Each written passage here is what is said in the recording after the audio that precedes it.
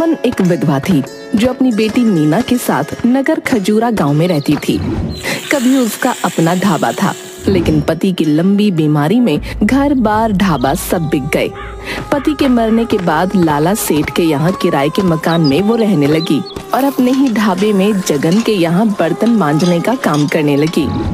देखो सुमन भाभी, मुझे रोज रोज पैसों के लिए बोलना अच्छा नहीं लगता।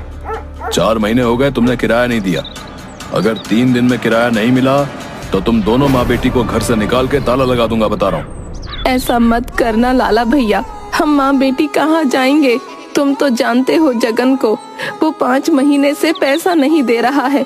कहता है कि ढाबे में घाटा चल रहा है, जबकि ढाबे में ग्राहक भरे रहते हैं। मुझे तुम्हारे ढाबे और उसके मालिक जगन से कुछ लेना देना नहीं है। मुझे तो मेरे मकान के किराए से मतलब है, बस। लाला सेठ के जाने के बाद माँ, अब क्या होगा? हम लोग कहाँ रहेंगे? सब ठीक हो जाएगा बिटिया, भगवान कुछ न कुछ जरूर सोचे होंगे हम लोगों के लिए। ठीक है बेटी, मैं जाती हूँ ढाबे पर, नहीं तो जगन चिल्लाएगा मुझ पर। सुमन जैसे ही घर से निकली उसे बिलुआ मिल गया। अरे चाची, सवेरे सवेरे लाला सेठ आप पर क्यों चिल्ला रहा था? अरे 4 महीने से मकान का किराया नहीं दिए हैं, इसलिए बोला है कि अगर 3 दिन में पैसा नहीं मिला तो वो मकान में ताला लगा देगा। तो पैसे क्यों नहीं दे देती? कहाँ से दूं पैसा? 5 महीने से जगन ने पैसा नहीं दिया है। घर का खर्च तो जैसे तैसे चल रहा है। 10,000 रुपए कर्ज हो गए हैं, पता नहीं कैसे चुकाएंगे। अगर आप कहो तो मैं आपकी मदद कर सकता हूँ। अरे इस समय मुझे पैसों की सख्त जरूरत है, कहीं से मुझे पैसे दिला दो तो बहुत मेहरबानी होगी। ठीक है, मैं होशियार सिंह से बात कर शाम को पैसे दिलवा दूंगा। सुमन वहाँ से ढाबे पर पहुँचती है।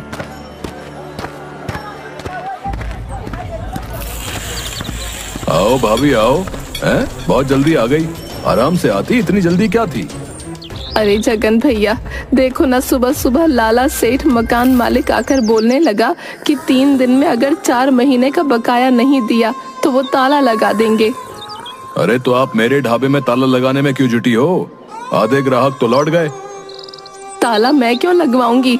अलबत्ता तुमने मेरा 5 महीने का वेतन नहीं दिया है, जिस कारण मेरे घर पर ताला लगने की नौबत आ गई है। मुझे मेरे पैसे दे दो, मुझे नहीं करना तुम्हारे पास कोई काम वाम। अरे भाभी, तू तो बुरा मान गई। ले लेना पैसे, मैं कौन सा भागा जा रहा हूँ। अरे आप तो अपने घर के आदमी हो। चलो थोड़े से बर्तन है, उसे मांज दो। मुझे नहीं काम करना तुम्हारे यहाँ, मुझे मेरा पैसा दो। ठीक है, शाम में आकर अपना पैसा ले जाना। सुमन वहाँ से चली जाती है। इधर बिलुआ होशियार सिंह से मिलकर सुमन के खेत वाली जमीन, जिस पर होशियार सिंह की नजर कई दिनों से थी, के बदले 50,000 रुपए कर्ज दिलवाता है। देखो भाभी, ऐसा है कि बिलुआ ने बताया है कि आप बहुत मुसीबत में हो, तो मैंने सोचा कि तुम्हारी मदद कर दूं। तुम्हारे खेत वाली जमीन के बदले तुम्हें 50,000 रुपए दे सकता हूँ। अभी मैं कुछ बोलने की स्थिति में नहीं हूँ। 20,000 लाला सेठ के और 10,000 रुपए बनिए का कुल 30,000 रुपए मुझे तत्काल चाहिए। ठीक है, तो ये लो पूरे 50,000 रुपए। जमीन का कागज दे दो। ये जमीन हमारे पूर्वजों की अंतिम संपत्ति थी।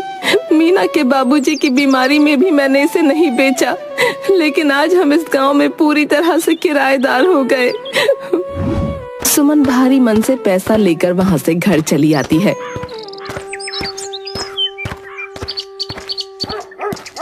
ये लो लाला सेठ, अपना किराए का पैसा, 4 महीने का बकाया और 2 महीने का एडवांस, कुल 30,000 रुपए।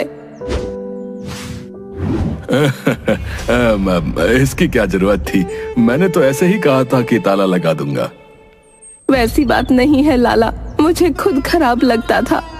तभी मीना आकर बोलती है, माँ, पंडित जी आए हैं। सुमन पंडित जी के पास पहुंचकर, प्रणाम पंडित जी, कहिए कैसे आना हुआ?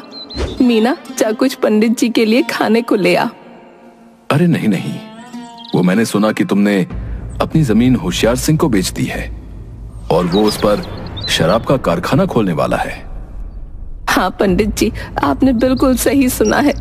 क्या करती, बहुत सारे कर्ज हो गए थे। लाला सेठ का भी मकान का किराया 4 महीने से बकाया था। ऊपर से जगन के यहाँ मैंने काम भी छोड़ दिया। मेरे पास और कोई चारा नहीं बचा था। लेकिन होशियार सिंह ने मुझे ये नहीं बताया कि वहाँ पर शराब की फैक्ट्री खोलने जा रहा है। बात तो तुमने सही कही है सुमन, परंतु तुम अब करोगी क्या? कुछ सोचा है? लीजिए पंडित चाचा, आलू के पराठे खाइए। वो क्या है ना, घर में सिर्फ आलू ही थे। अरे बेटी, इसकी क्या जरूरत थी? मैं तो बस यूं ही हालचाल पूछने आ गया था। हम गरीबों से जो बन पड़ा वही खिलाएंगे पंडित जी। अरे वाह, इतना स्वादिष्ट आलू पराठा मैंने जीवन में अभी तक नहीं खाया। मीना, क्या तूने अपने हाथों से पराठे बनाए हैं? हाँ, क्यों? सुमन, मीना के हाथों में इतना अच्छा हुनर है। मैं तो कहता हूं कि आलू पराठे की दुकान खोल लो। इतना अच्छा हुनर रखते हुए दूसरों के ढाबे पर काम करना कहाँ की अक्लमंदी है। ठीक है पंडित जी, कुछ पैसे बचे हैं, हम आलू पराठे की ही दुकान खोलेंगे। अब ठीक है बेटी, अब मैं चलता हूँ। कल पूर्णिमा है, अच्छा दिन है। मैं तो कहता हूँ कि भगवान का नाम लेकर कल से ही दुकान शुरू कर दो। सुमन जगन के ढाबे पर जाकर हिसाब कर अपना 5 महीने का बकाया पैसा भी ले आती है। उधर बिलुआ बिरजू चोर से बातें कर रहा होता है। देख बिरजू, तुम्हें एक बात बता रहा हूँ। मैंने सुमन भाभी की जमीन बिकवाई है। अभी उसके पास जमीन के बहुत से पैसे पड़े हुए हैं। तुम चाहो तो हाथ साफ कर सकते हो, लेकिन चोरी का 2% मेरा होगा। हाँ, अरे ठीक है बिलुआ, अगर तुम्हारी बात सही निकली तो मैं 2 नहीं पूरे 50% दूंगा तुम्हें। पंडित ज्ञानचंद के जाने के बाद दोनों माँ बेटी खा पीकर दुकान के सामानों की लिस्ट बनाने लगती हैं। लिस्ट बनाते बनाते काफी रात हो जाती है और वो दोनों गहरी नींद में सो जाती हैं।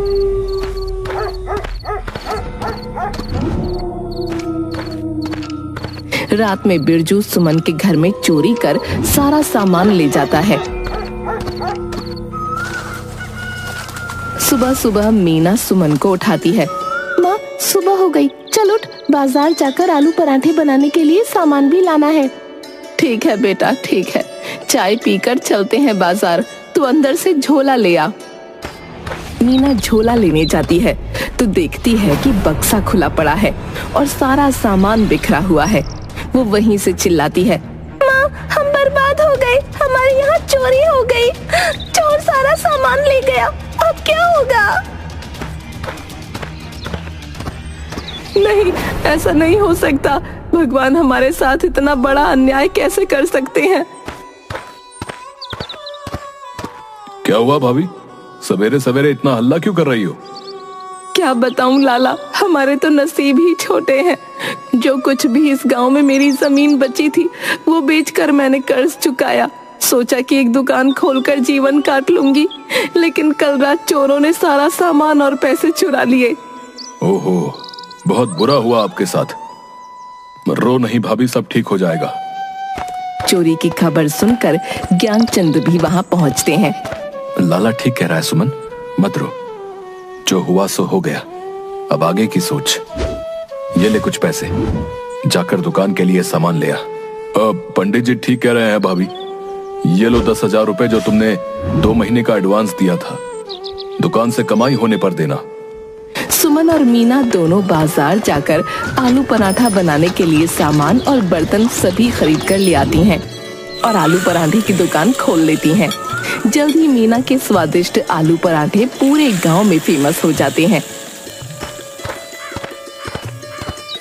राम राम भाभी, तुम्हारी दुकान के आलू पराठों का बड़ा नाम सुना है। आज मेरी बीवी मायके गई हुई है तो सोचा कि क्यों ना भाभी के हाथों का पराठा खाया जाए। आइए आइए सरपंच जी, ये छोटी सी दुकान खोली हूँ। पराठा मैं नहीं, आपकी बेटी मीना बनाती है। मीना बेटी, सरपंच जी को आलू पराठा लाकर दो। प्रणाम सरपंच चाचा, ये लो आपके पराठे। वाह, सचमुच बेजोड़ है। जैसा सुना था उससे कहीं बेहतर पराठा है। कहाँ छुपा कर रखा था इस हुनर को अभी तक? बेटा, अगले रविवार को मंत्री जी आ रहे हैं। वो खाने पीने के बहुत शौकीन हैं। मैं उन्हें ये पराठा खिलाऊंगा।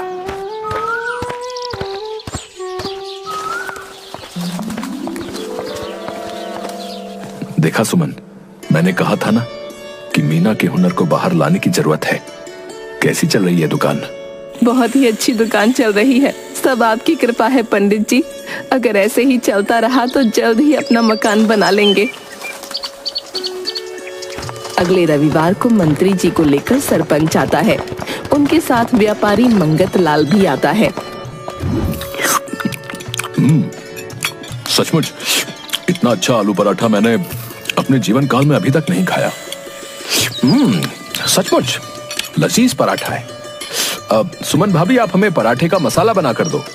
हम उसे पैकेट में बंद कर बाजार में सप्लाई करेंगे। जरूर, मैं कल से ही आलू पराठे का मसाला शहर भिजवा दूंगी। कसम झूलेलाल की, पूरे मार्केट में आग लग जाएगी।